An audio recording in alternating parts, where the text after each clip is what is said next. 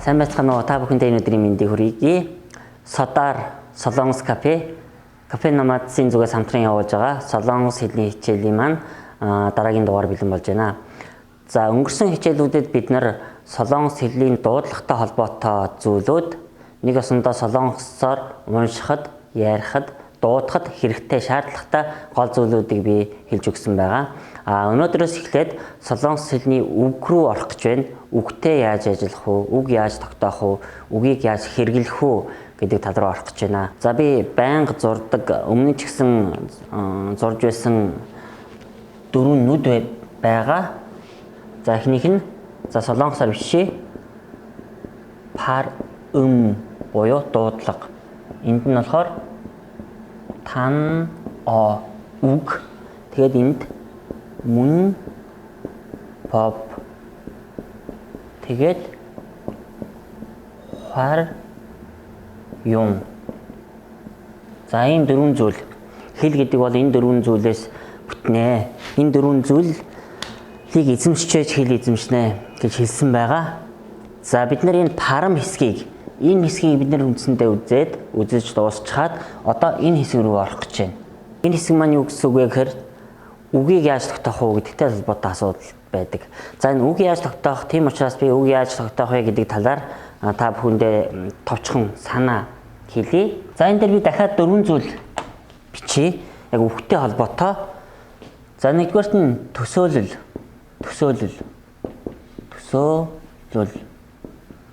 Хоёрдугаарт нь холбоо. Гуравдугаарт нь цэгцлэх. Эсвэл ангилал. Гэвч хэрэглээ.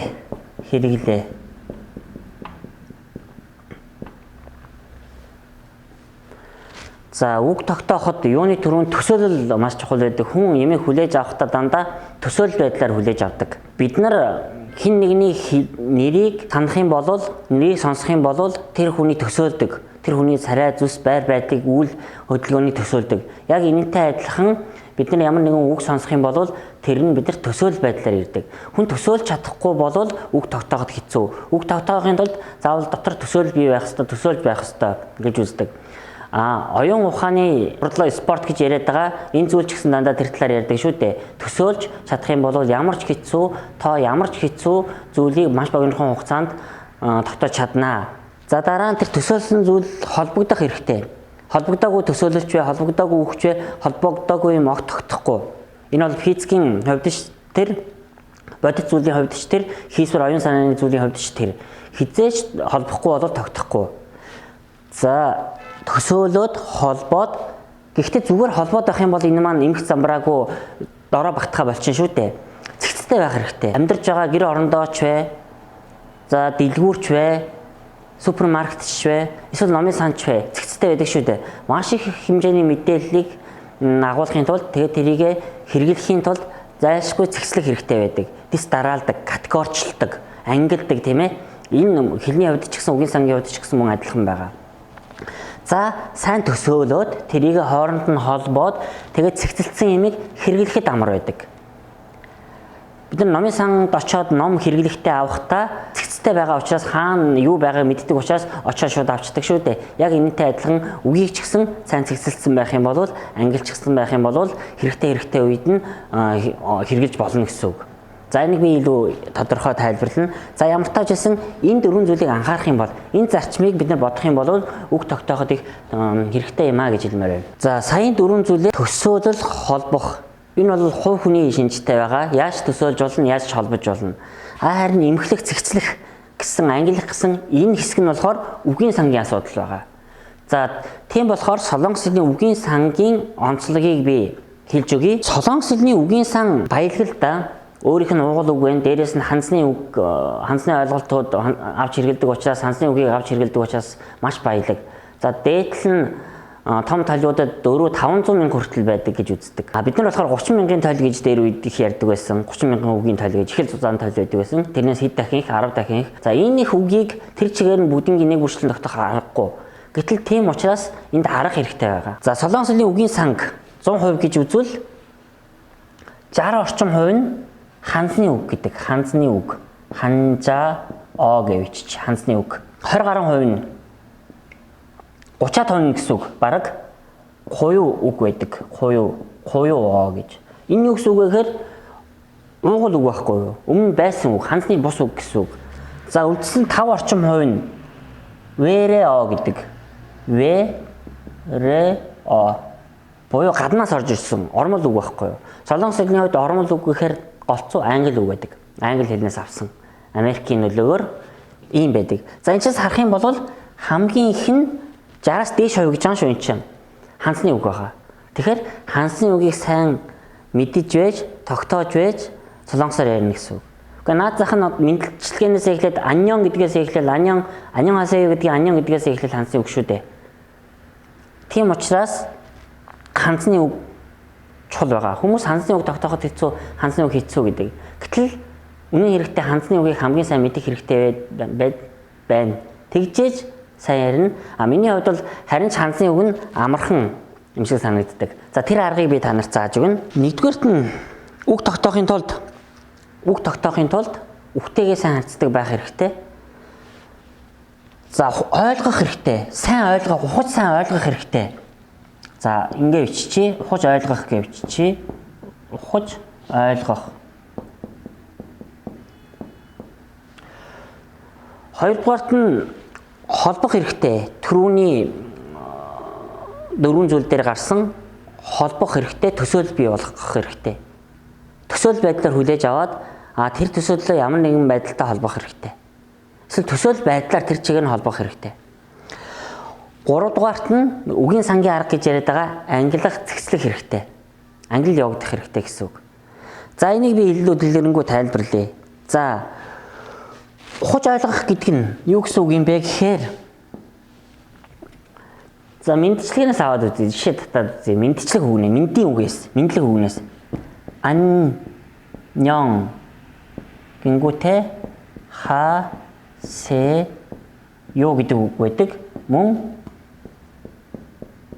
ча исо эсвэл юу ийм үг байдаг. Эсвэл чал жи не 요 오랜 만 입니다. гэсэн 이 오랜만이에요 ч гэдэг юм уу иймэрхүү үг хэрэгэлдэг. За эдгээр яг ямар утгатай, ямар ялгаатай, цаад утга нь юу юм гэдгийг ухаад ойлгох юм бол учир нь тодорхой болчдөг. Тогтооход ч амар болчдөг. За 안녕 하세요 гэдгийн энэ үг нь болохоор 안녕 하다 гэдэг үйл үгээс үүсэж байгаа. Энэ бол 세요, асуух, 세요 гэдэг нөхцөл залгасан байгаа шүү дээ. Үйл үг. За энэний хада гэж үйл үг үүсдэг шүү дээ. За өмнөх 안녕 тэгэхээр үндсэн нь болж таарж байгаа байхгүй. 안녕 гэж юу гэсэн үг вэ гэж. 안녕 гэдэг нь ан гэдэг нь болохоор амар амгалан байх, аюулгүй байх гэдэг үгэнд ордог ан байна. Амар тайван. Тэгэхээр нён гэдэг нь мөн адилхан. Хоёулаа амар амгалан, инх амгалан, минд, инх минд энэ төр гэсэн юм утгыг агуулсан хоёр ханз байгаа байхгүй юу. Эхнийх нь бол амар, нөгөөх нь минд. Тэгэхээр манай бидний амар минд үү, амар байна уу гэж мэдлэгтэй тэр үгтэй дүүж байгаа юм. Сүүлийн үед нэг хэрэглэхэ байсан ч гэсэн жоохон настай хүмүүс дээр үед маш их хэрэглэдэг байсан шүү дээ. Амар байна уу, амар минд үү гэж мэдлдэг байсан. Яг тэр мэдлэгчдгээтэй дүүж байгаа юм утга нь. За дараагийн чарисоё. Энэ нь болохоор чар гэдэг нь сайн, идда гэдэг нь байхад бидний сайн байна уу, сайн уу гэдэгтэй дүүнэ.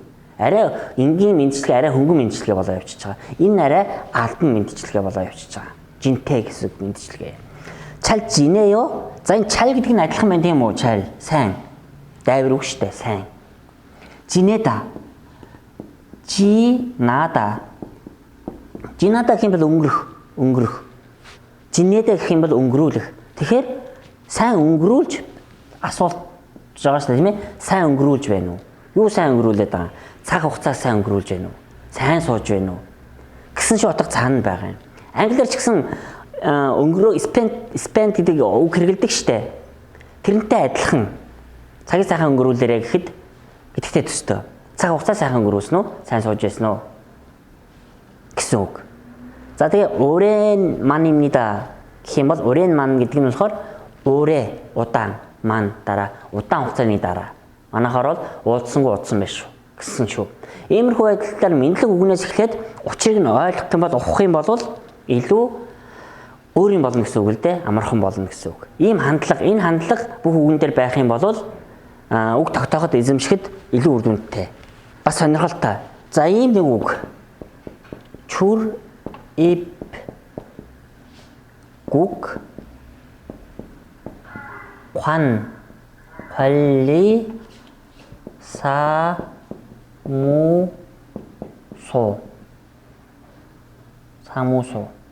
За энэ бол их хэцүү үг байгааз хараад их хэцүү үг. Гэтэл энийг яг нэг бүрчлэн утгыг ойлгох юм бол амархан болчихно. Бид нар энэ үгийг хэлж чадахгүй зүгээр immigration гэдэг дээ. Immigration-ы солонгос нь энэ үг нь энэ байхгүй юу? За энийг бид нар үзэн нэг бүрчлэн үзнэ. Гэхдээ би товчхон танилцуулчихъя. Чүй гарах гэсэн ханц, иб орох гэсэн ханц, гүг хангуг гэдгийн, мигүг гэдгийн гүг улс, гарах орох улс. Улсаас гарах юм уу улс руу орно гэсэн үг. Гайлар гэсэн үгээс гайлар гарах орох. 관리 гэдэг маань хариуцах гэсэн үг. Менежмент гэдэг үгийг 관리 гэдэг үгээр хэлээд байдаг, хэлж болдог зарим тохиолдолд. Тэгэхээр юу гэсэн үг вэ? Менежмент гэдэг чинь хариуцсан, менежер гэдэг чинь хариуцна гэсэн үг. Гэсэн үг үү? Тэгэхээр хариуцах болж таарж байгаа. 관리자 хариуцсан үнийг 관리자 гэдэг. 사무소, 사무 гэх юм бол ажил шүү дээ. Ажлын байрыг албан тасалгааг 사무실 гэдэг, 사무실. Тэрний 사무 байхгүй ажил. Шил гэвэл өрөөг тасалгааг хэлж байгаа бол суу гэх юм бол газрыг хэлж байгаа. Хариуцдаг газар. Тэгэхээр яаж вэ? Улсаас орж гарах, гайлаар орж гарах асуудлыг хариуцсан албан газар болж таарж байгаа. Ингээ бодчих юм бол амархан болно гэсэн үг. Өөр нэг жишээ татъя. Өөр нэг жишээ.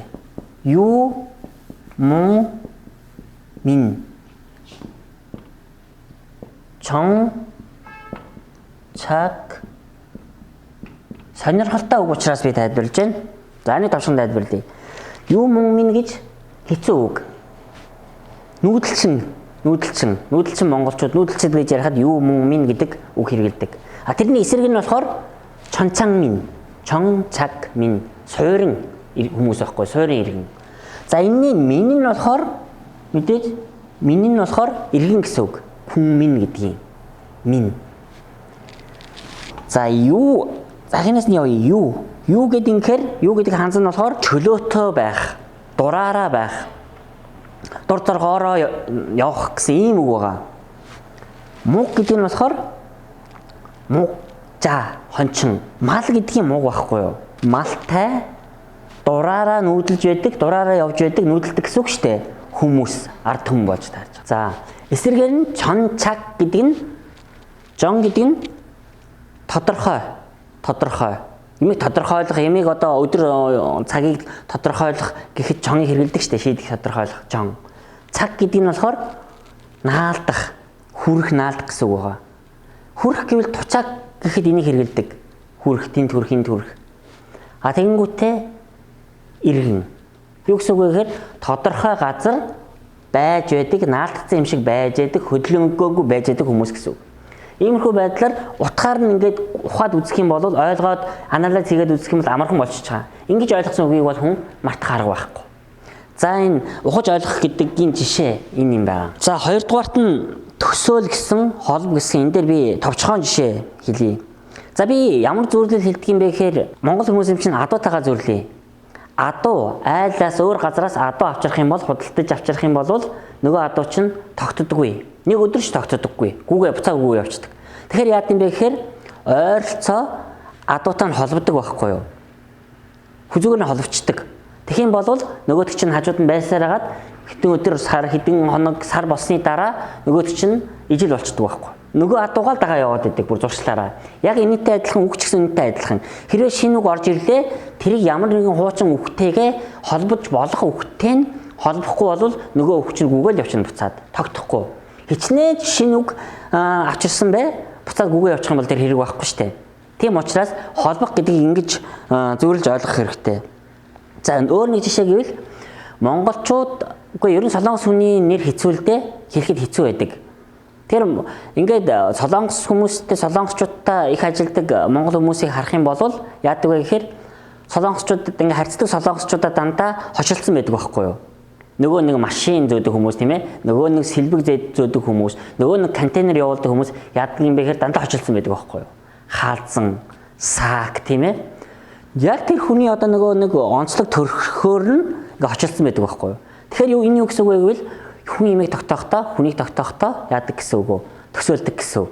Тэгээ тэрийг холбодог гэсэн үг. Дүр төрхөө шинжээр нь онцлогоор нь холбодог гэсэн үг. За 3 дахь нэг арга гэвэл энэ бол бас хувь хүмүүсийн аргалдаа ямар ч арга байж болно. Гэхдээ зүгээр нэг жишээ. Би нэг миний монгол хэл заадаг байсан солонгос хүн, настай хүн шууд тогтоож үгийг хизээс тогтоохгүй тийм учраас арга хэрэгэлдэг. Онцгой арга хэрэгэлдэг. Тэрний юу вэ гэвэл яг л миний яриад байгаа энэ арга байхгүй юу? Жишээлх юм бол гутал гэдэг үг гарч ирлээ. Монгол үг сурах гэж байгаа шүү дээ, тогтоох гэж байгаа шүү дээ, гутал. Тэгсэн чинь нөгөө хүн чинь бодож ирсэн ээ. Гутал гэж байгаа байхгүй юу? Юу гэсэн үг вэ? Гу, хамар, тал юу? Үс байхгүй юу? Хамрын үс. Хамрын үс гэдэг тэрний ойлголтыг тэр үгийг монголын гутал гэдэг холбогдсон байгаа байхгүй юу? Яаж холбосон юм би мэдэхгүй шүү дээ. Гэхдээ яг хөө төсөөлж үзье юм. Магадгүй. Гу гэдгийг тэр гутал гэдгийг хамартаа зүүрсэн байж магадгүй хамар шиг. Гэхдээ үсээр хийсэн гутал. Тэгвэл яг хөө хамар үстэй хамар, үстэй гутал. Иймэрхүү байдлаар холбосон юм билүү.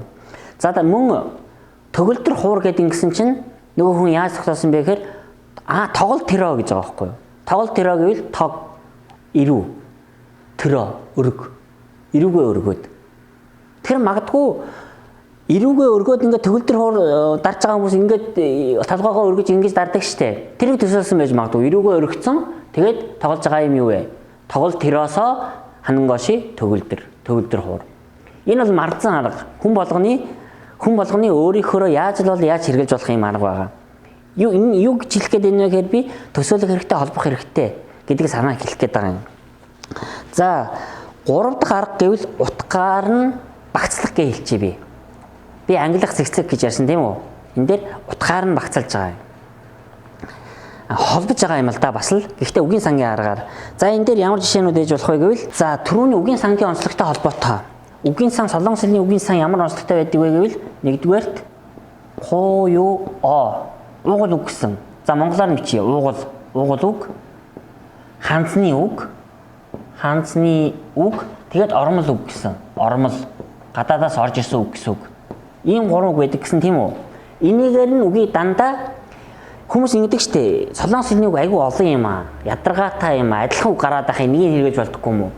Энэ 3 зэрэгсээд яваад байдаг байхгүй дандаа. За нэг жишээ дурдъя. Өөрөө гэдэг үг бай тийм ээ өөрөө. За уугуул үг нь болохоор сруу байхгүй юу? Сруу өөрөө. Ханцан нь болохоор чаашин байхгүй юу? Чаашин эсвэл юу? Чаги байхгүй юу? За уугуул үг нь болохоор self.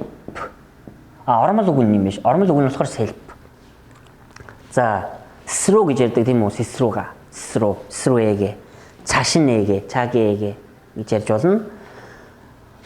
Хоолны газар очих юм бол энэ тэнд очих юм бол яг зарим хоолны газар шиг данд мөрөн self юмнида гэдэг үз өөрөө гэсэн үг. Өөрөө усаа авч унаа, өөртөө үйлчлэнэ гэсэн үг. За өөр нэг ганц жишээ дурдъя. Пэум 학습 스터디. Энэ 3 үгийг зэрэг хэрэгэлдэг. Пэум гэдэг нь болохоор пэуда гэдгээс сурах гэдгээс үүссэн уугуул үг байхгүй юу? Пэуда гэдгээс им заргаад пэум. 학습 гэдэг нь 학교 гэдгийн хаг орсон ханцны үг. Study гэвэл яг нь англи хэлний study. Тэгэхээр энийг ойлголтыг нэг утгатай үг 3 энэ үгийн сангийн энэ 3 төрөл хэрэглэгдэж байгааз эдгээр гуруулаа түгээмэл хэрэглэгддэг. пэум гэх юм бол уугуул үг юм байна. 학습 гэх юм бол ханцны үг юм байна. Study гэвэл англи хэлнээс орж ирсэн study гэдэг үг юм байна. Ингэж ойлгож чаддаг байх хэрэгтэй гэсэн үг. Үгийн сангийнх нь онцлогоор ангилж яах гэсэн үг. Ямар аль гаралтай үг гарлаар нь ангилж яах гэсэн үг. За дараа нь ойролцоо утгаар нь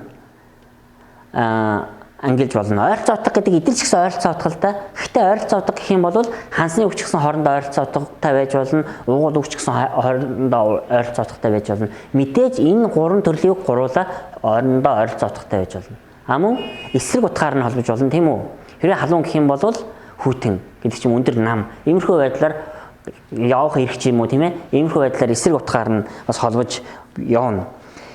Ямар нэг үг тогтоохтой хизээч ганцаараа тогтоохгүйгээр төрөл саднаар нь гэсэн үг. Юу гэсэн үг вэ гэхээр эсрэг утгатай үгтэй хамт ойролцоо утгатай үгтэй хамт ингэж тогтоох юм бол нэг дор олон үгийг тогтоочж байгаа байхгүй юу?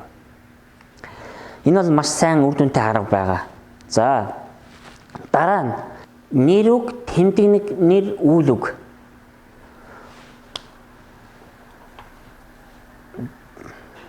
За жинхэнэ нэр, тэмдэг нэр, үйл үг, үйл үг.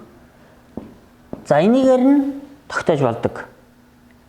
Зэгслэн гэсэн үг шүү дээ. Юу гэсэн үг вэ гэхээр жишээлх юм бол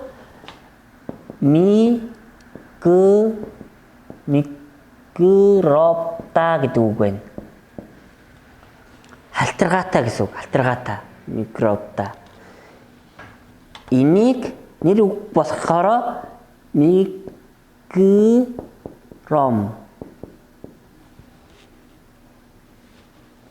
Ингэж хэлдэг. Тэгээд ийм үг их бичээстэй байдаг годомжинд шатан дээр тийм ээ. Микромжуй. Халтаргаанаас болгоомжл гэсэн үг. Халтаргаа нэрийг болчихж байгаас микробта гэвэл халтаргаатай тэмдэг нэр болчихно.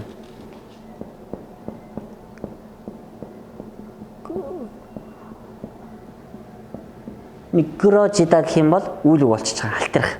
Тэгэхээр эдгээр нэг үндэс байгааз нэг үндэс байгаа. Энэ хүртэл нэг үндэс байгаа. Араасаа дагавар авснаар үгийн сан өөрчлөгдөж байгаа байхгүй юу? Энэ аргыг бас хэрэглэх юм бол их бүтээлч нэг үндсээр олон үг хэрэгжилж олон үг бүтээч болно гэсэн үг.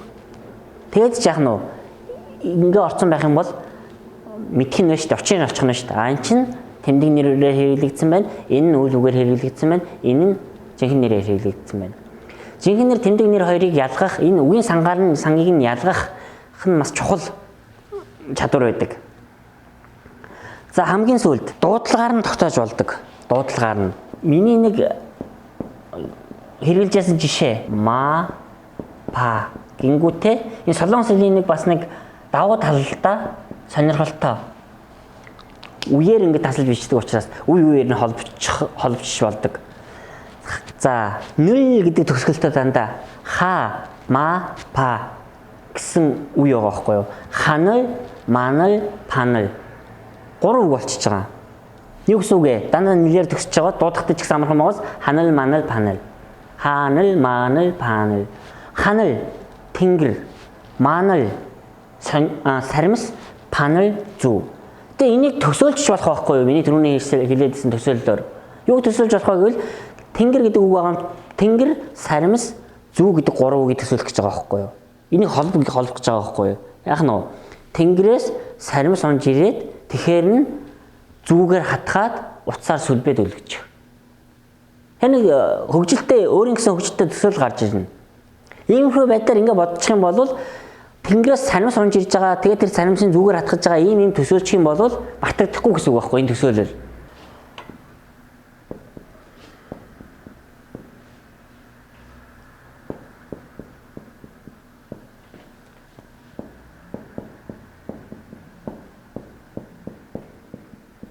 За энэ ойролцоо дуудлагатай үгнүүд уури, үүри, уури, юури, үүри, юури. Уури гэвэл нуус олчиж байгаа. Нуус. Юури гэвэл хоол хийх болчихж байгаа. Cooking болчихж байгаа. Англиар бол cooking. Үүри гэвэл бидний олчиж байгаа бидний, юури гэвэл шил болчихж байгаа. Тэгэхээр ууригаар нугасаар хоол хийх. Уури, юури. Нугасаар хийсэн хоол. Үүри үү байх юм бол бид. Юури байх юм бол шил. Энийг яаж холбох нь таны эрх шүү дээ тийм үү? Иймэрхүү байдлаар ямар ч байсан ойролцоо дуудлагаар нь Үсгийн солио яваад нь штэ. Ри дандаа ри яваад уу байла уурий. Ууг нь юугаар солилоо? Хоол боллоо, үүгээр солилоо, бид боллоо, юугээр солилоо? Шил боллоо. Юу гэдгийг шилэн байран дотор, өрөөн дотор тийм ээ? Шилэн хорхог дотор бид штэ бид шилэн хорхог дотор уурыгаар нухсаар хоол хийж идлээ. Иймэрхүү байдлаар ингээ холбочиж болж байгаа байхгүй. Тэгэхээр яаж вэ? Энэ дөрвөн үг дөрвөлдөө таних болчихж байна гэсэн үг.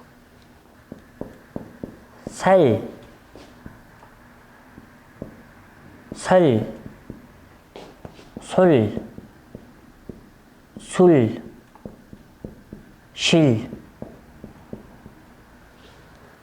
хичгэн салцсан байгаас и сал гэвэл нас гэдэг. Хэдэн настай вэ гэхэд мёсаринника гэж асуудаг үз нас. Хоёрдугаарт нь мах гэж утгаар хорно. Махалчглаа, таргалчглаа гэвэл сальж чадтаа гэдэг үз сал. солиал цагаан сар. Амун сал гэсэн хандсны утгууд олон байдаг. Сул, чиссул, шүтний сойз байхгүй юу? Сүл, арх, сүрэл мугта машида. Шил гэвэл утас. Эсвэл өөрөө ханзаараа бол өөрөө гэсэн утгатай. Иймэрхүү байдлаар үсгийн солиол яах нь вэ? Ингэчих юм бол амархан. Ядаж солонгос үгээ тогтооход амархан шүү дээ. Ингэснэх бол солонгосоор нь тогтооход амар гэсэн үг. За иймэрхүү байдлаар бүтээл жаргуудыг хэрэглэж болно. За би маш богинохон хугацаанд өөрийнхөө санал болгодог гэдэг юм уу, өөрийнхөө хэрэглэж байсан, олж мэдсэн гэдэг юм уу, энэ арга та бүхэн танилцууллаа. Тэгээд дараагийн хичээл дээр уулзцгаая. Баяртай.